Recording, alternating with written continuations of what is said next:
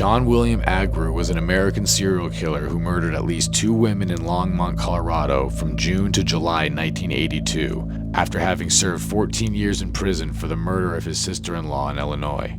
He was arrested after attempting to kidnap a 3rd victim, but was not initially linked to the murders, and thus he was only convicted of kidnapping and served 6 years in prison. He lived in freedom until his death in June 2009, with the murders only being linked to him via DNA evidence in the early 2010s. On July 21, 1966, an 18-year-old Agrue met with his 15-year-old sister-in-law, Suzanne Marino, in downtown Joliet, Illinois, and asked her to accompany him to the nearby Hamel Woods Forest Preserve. When they arrived there, he started making romantic advances towards her, only to be promptly rejected. Angered, Agrue pulled out a small knife and stabbed her approximately a dozen times, killing Marino in the process. Later that day, he returned to his home and admitted the murder to his wife, who initially did not believe his claims. To prove his guilt, he drove her to the crime scene and showcased where he had left Marino's purse and shoes. After this, Agrue's wife began urging him to surrender to the authorities. He instead went to a local church and confessed to the priest, who promptly contacted the authorities. Agrue was taken into custody 2 days later, and during subsequent interviews, he admitted that he had killed Marino because she opposed his advances toward her.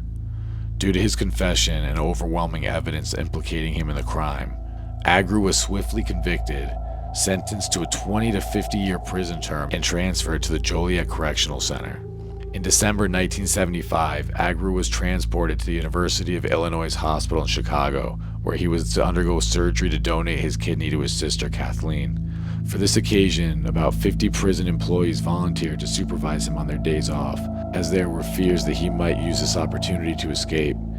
The operation was delayed until May 4th, and after its success, he was ordered to remain there until he could fully recuperate.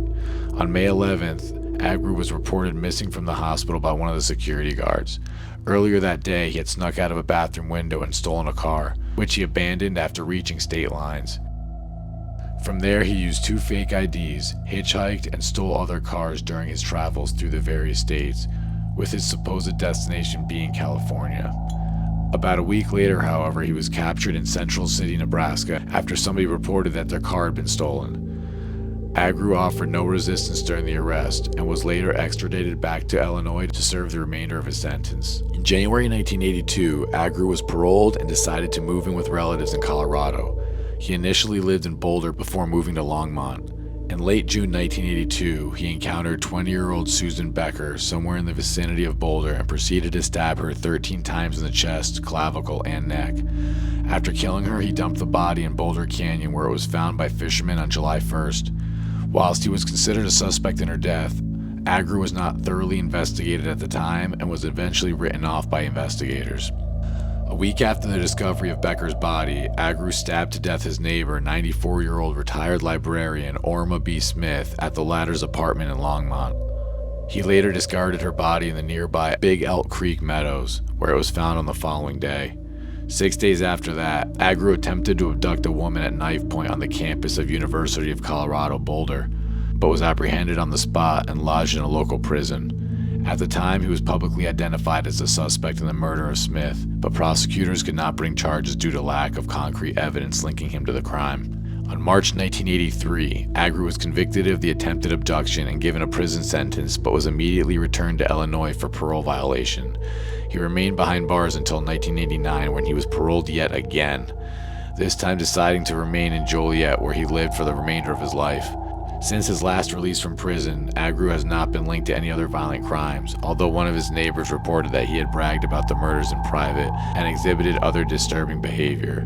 Because of this, she sought to have a restraining order issued against him, which was not granted because Agrue had not harmed her personally.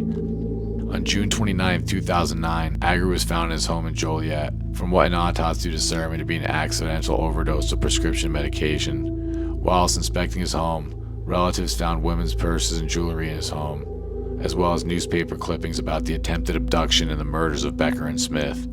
After this, investigators from a cold case unit began testing his DNA to determine whether he was truly responsible for the murder of Smith decades prior.